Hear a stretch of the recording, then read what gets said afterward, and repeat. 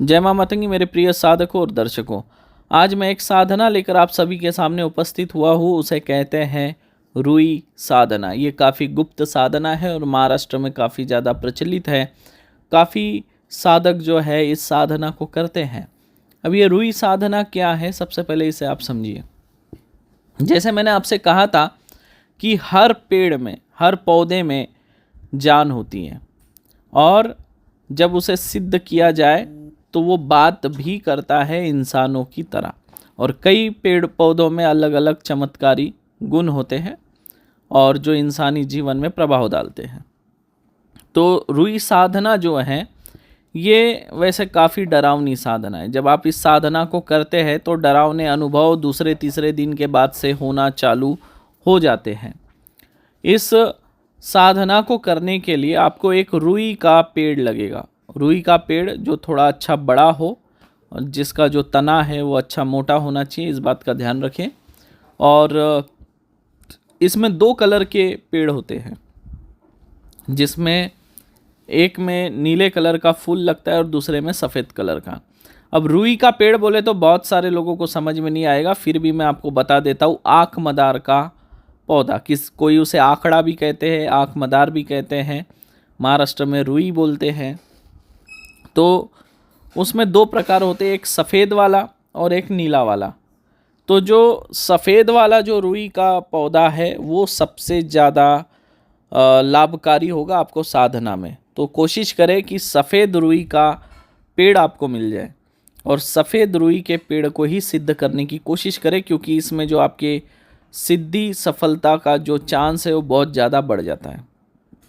यानी अगर आप सफ़ेद रुई के पौधे पे साधना करते हैं तो जल्दी आप सफल हो सकते हैं, चांस बहुत ज़्यादा होता है। नीला जो रुई है उसमें बहुत कम चांस होता है, ठीक है। तो सफ़ेद रुई का पौधा ढूंढेंगे और सफ़ेद रुई का जो पौधा है उसकी एक ख़ास विशेषता ये भी है कि आप एक बात ध्यान रखें, जब आपको सफ़ेद रुई का पेड़ मिले तो एक बात और ज़रूर चेक कर लेना जो मैं बता रहा हूँ। अगर ये गुण नहीं भी होगा तब भी आप उसमें साधना कर सकते हैं, लेकिन याद रखिए कुछ रुई के पेड़ जो है बहुत विशेष होते हैं, उसमें बहुत ज़्यादा चमत्कारी गुण होते हैं। वो क्या होते हैं वो मैं आपको बताने जा रहा हूँ। सफ़ेद रुई के पेड़ के नीचे अगर आप कांच के गिलास में 1 गिलास दूध भरेंगे और आधा गिलास दूध उसके जड़ पे गिरा देंगे, ठीक है। उसी कांच के गिलास में जो आपने फूल भरा है उसी में से आधा गिलास दूध उस पेड़ के जड़ पे गिराएंगे और जो जितना दूध गिलास में बचा है वहाँ पे आप मार्कर पेन से मार्किंग कर देंगे और कहीं दूर जाकर बैठ जाएंगे। इस क्रिया को करने से पहले हल्दी कुमकुम चढ़ाएंगे, थोड़ा सा जल चढ़ाएंगे, अक्षत चलाएंगे, एक फूल चढ़ा देंगे, अगरबत्ती लगाकर दूध आधा गिलास खाली करने के बाद मार्कर पेन से मार्किंग करने के बाद गिलास को उस पेड़ के जड़ से एकदम चिपका के रख देंगे और आप दूर जाकर बैठ जाएंगे। और लगभग 2-2.5 घंटे के प्रतीक्षा के बाद आप वापस उस पेड़ के पास जाकर देखेंगे तो आपको दिखेगा कि वो जो गिलास है जिसमें आपने मार्किंग करके रखा था उस मार्किंग से 2-3 इंच 4 इंच ऊपर तक दूध बढ़ चुका है। या कई बार ऐसा होता है कि गिलास पूरा भर चुका होता है और कई बार तो ऐसा होता है गिलास फुल भर के दूध नीचे ओवरफ्लो होके गिर रहा है। तो ये चमत्कारी पौधे होते हैं और ये सफ़ेद रुई में पाया जाता है ये चमत्कार। अगर आपको ऐसा मिलता है तो उसका एक अलग प्रयोग है। अगर आप वो प्रयोग करते हैं तो आपके घर में बरकत होगी। मतलब आप कितना भी पैसा खर्च करो आपके घर में कभी पैसों की कमी नहीं होगी और देखते ही देखते 1-2 साल में आपका परिवार करोड़पति बन जाएगा। ये उसमें गुण होते हैं क्योंकि उस पेड़ में बरकत होती है। मतलब उस पेड़ की जड़ी एक क्रिया होती है, जैसे वो क्रिया भी मैं डाल दूंगा, उसका एक वीडियो बना के डाल दूंगा, 4-5 वीडियो बनेंगे, मैं बना दूंगा। और उस जड़ को उसी विधि के हिसाब से क्रिया करके लाकर अगर आपने एक लकड़ी की पेटी बना ली, याद रखिए लकड़ी की पेटी भी शीशम के लकड़ी से बननी चाहिए, और उस पेटी के अंदर मान लीजिए आपने 50,000 रुपये रख दिया और वो जड़ी रख दी है, तो आप उसमें से मान लो 25,000 निकाल दो, ठीक है। अब उसमें पेटी में बचे हैं 25,000। आप दूसरे दिन जब वापस उस पेटी को खोलेंगे तो देखेंगे वापस उसमें 50,000 है। मतलब वो जो 25,000 आपने खर्च किए थे वो वापस उसमें आ गए। ऐसा चमत्कार होता है उस आँख मदार के पेड़ में। ये सब कमाल उस पेड़ के जड़ी का है, क्योंकि उसके अंदर साक्षात जो है लक्ष्मी गणेश का वास होता है और उनके ही आशीर्वाद से ये सब होता है। तो अगर ऐसा पेड़ अगर आपको मिले तो ज़रूर आप वो लोग प्रयोग कर लेना। उसका मैं 5 वीडियो बनेंगे, 5 वीडियो बना के अपलोड करूँगा। उस हिसाब से विधिवत आप लोग जाकर ये क्रिया करें, आप देखेंगे आपके घर में कभी धन की कमी नहीं होगी।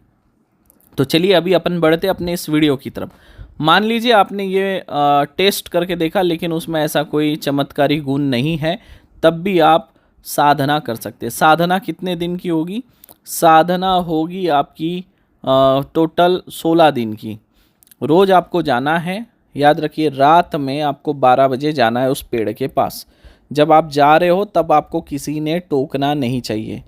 रोज़ आप 11:30 के दरमियान जो है स्नान आदि करके तैयार हो जाएंगे, साफ़ स्वच्छ धुले हुए कपड़े पहनेंगे, थोड़ा सा इत्र या कोई भी परफ्यूम आप अपने आप में लगा लेंगे कपड़ों में और आप निकलेंगे। जाते वक्त आपको क्या लेके जाना है? हल्दी, कुमकुम, सिंदूर, चावल के अक्षित, अगरबत्ती, कपूर, माचिस ये लेकर जाएंगे और कोई एक मिठाई साथ में ले जाना है। 1 लोटा पानी याद से रखे साथ में। जैसे आप पेड़ के पास पहुँचेंगे, सबसे पहले आपको पेड़ की जड़ों पे आपको जल चढ़ाना है। जल चढ़ाने के बाद हल्दी कुमकुम चढ़ाएंगे, फिर अक्षत चढ़ाएंगे, फिर अगरबत्ती लगाएंगे, फूल चढ़ाएंगे, कपूर जलाएंगे और उसके बाद मिठाई रखेंगे और उस पेड़ के सामने बैठकर आप जो है ये मंत्र जाप करेंगे। इस मंत्र को आपको 2 माला जप करना है उसके पास बैठकर, ठीक है। उसके ये एक बात और ध्यान रखें, जैसे 7 दिन हो जाएंगे, 7वें दिन पूरा होने के बाद 8वें दिन से आपको एक चीज़ बढ़ानी होगी और वो चीज़ है इत्र। 8वें दिन से आपको एक इत्र रोज़ ले जाना है और उस पेड़ पर जड़ पर चढ़ाना है। ऐसा करना है। आप देखेंगे 12वें दिन से लेकर 16वें दिन तक कभी भी जो है वो पेड़ जागृत हो जाएगा, आपसे बात करेगा, बोल तू क्या चाहता है, क्यों तू मंत्र जाप कर रहा है, तुझे क्या चाहिए। तब आप उससे कोई भी वरदान मांग ले, जो आप चाहते, जो वरदान आप मांग लोगे वो वरदान आपके लिए जीवन भर लागू हो जाएगा। जैसे आपने बोल दिया कि मुझे वाक सिद्धि चाहिए, मैं जिसके बारे में जो बोलूँ वो हो जाए, तो आपको वाक सिद्धि दे देगा। अगर आप उसे बोलेंगे कि आप जीवन भर मेरे से बात करें, जब मैं आपके पास आऊँ तब आप मेरे से बात करें, तो वो भी हो जाएगा। अगर आप बोलेंगे कि मुझे आपकी जड़ी चाहिए जिसे मैं एक डब्बी में बंद करके रखूँगा और जब भी मुझे कुछ ज़रूरत पड़े तो त्रिकालदर्शी की तरह आप मेरे से बात करेंगे और मेरे सारे प्रश्न के उत्तर मुझे मेरे कान में बताएंगे। जैसे मैं डब्बी अपने कान में लगाऊंगा तो आप मेरे सारे प्रश्न के उत्तर मेरे कान में बताएंगे। तो इस तरह आप बोल सकते हैं। अगर आपको धन की लालसा, आप धन के बारे में बोल सकते हैं। अगर आपकी शादी नहीं हो रही तो शादी के बारे में बोल सकते हैं। याद रखिए वो जो पेड़ है वो पेड़ जागृत होकर इंसान की तरह बात करेगा, तब आपको डरना नहीं है, वहाँ से भागना नहीं है, क्योंकि बहुत बहुत तेज़ आवाज़ में बात करता है, बहुत बहुत भारी उसकी आवाज़ होती है, मैं आपको बता नहीं सकता। हर पेड़ बात करता है। अगर आप चाहते हैं तो हर पेड़ के मैं मंत्र आपको दे सकता हूँ। महुआ का पेड़ जो होता है, महुआ का पेड़ होता है वो शेषनाग का होता है। अगर आप महुए के पेड़ के पास अगर लगातार 21 दिन जाकर, उसका एक अलग मंत्र, वो मंत्र अगर रोज़ जाप करेंगे तो आप देखेंगे 21वें दिन आपको वो महुआ का पेड़ नहीं दिखेगा बल्कि शेषनाग दिखेंगे। साक्षात शेषनाग आपको दिखेंगे और आप शेषनाग की सिद्धि कर सकते हैं, उनका आशीर्वाद पा सकते हैं, या जो भी वरदान आप उससे मांगना चाहते हैं वो उनसे मांग सकते हैं। तो ऐसे हर पेड़ में अलग अलग देवताओं का वास है, वीरों का वास है। तो और ये जो रुई का पेड़ है, रुई के पेड़ में ज़्यादातर वीरों का वास होता है। जो वीर होते हैं, जो युद्ध में जिनकी मृत्यु हो जाती है वो वीर बनते हैं, और वो वीर जो है ज़्यादातर रुई के पेड़ में वास करते हैं। लेकिन मैं आपको वीर सिद्धि का मंत्र नहीं दिया हूँ। मैंने आज आपको जो मंत्र दिया है वो है रुई का पेड़ सिद्ध करने का मंत्र। अगर आप ये प्रयोग करेंगे तो आपसे रुई का पेड़ बात करेगा। आप लोग इस साधना को करें और करने के बाद अपना अनुभव आप हमारे साथ शेयर करें कि रुई के पेड़ से आपकी क्या बात हुई, किस तरह बात हुई। हाँ, आपने जो वरदान मांगे हैं वो कभी जग जाहिर ना करें, लेकिन हाँ, आपकी साधना सफल हुई है, कैसा अनुभव रहा है वो हमारे साथ ज़रूर शेयर करें। लेकिन फिर एक बात मैं आप सभी से कहना चाहता हूँ, इस साधना को करने की अनुमति हम कतई नहीं देते हैं। हम साफ शब्दों में कहते हैं कि आप ये साधना ना करें। अगर इस साधना को करने से कोई भी लाभ होता है या कोई भी हानि होती है तो उसके लिए आप स्वयं जिम्मेदार रहेंगे, क्योंकि ये वीडियो केवल और केवल जानकारी के लिए आपको प्रदान की जा रही है, एक नॉलेज के लिए आपको बताया जा रहा है। अगर आप ये करना चाहते हैं, किसी योग्य गुरु के छत्र छाया में रहे, उनके सानिध्य में रहकर उनके मार्गदर्शन में ये साधना करें, क्योंकि अक्सर इंसान के जीवन में जब मुसीबतें आती है तो वो एकदम अनजान रास्तों पे चल पड़ता है, जिस रास्ते की उसको कोई जानकारी नहीं होती है। ठीक उसी तरह जब इंसान के ऊपर मुसीबतें आती है तो इस तंत्र मार्ग के अनजान रास्तों में जब इंसान चलता है जिसकी कोई जानकारी नहीं है तो उसे नुकसान होना ही होना है। तो हम केवल जानकारी के लिए ये प्रयोग आपको दे रहे हैं, और ट्राई करने के उद्देश्य से, इसको आजमाने के उद्देश्य से कदापि ना करें, क्योंकि इससे आपको नुकसान हो सकता है। क्योंकि जब ये आप रुई की साधना चालू करते हैं, रास्ते में आपको बड़े बड़े सांप दिखने लगते हैं, बहुत सारे सांप रास्ते में आते हैं, आपकी ओर आकर्षित होते हैं, आपका रास्ता रोकते हैं। तो हमारा काम है केवल आपको नॉलेज देना, आपको जानकारी प्रदान करना, और वो हमने किया मंत्रों के साथ, विधि के साथ। लेकिन आप इसे करेंगे किसी योग्य गुरु के छत्र छाया में रहकर, उनके सानिध्य में रहकर। ये इसलिए मैं बोलता हूँ क्योंकि आप हमारे लिए महत्वपूर्ण है, आपकी सुरक्षा हमारे लिए महत्वपूर्ण है।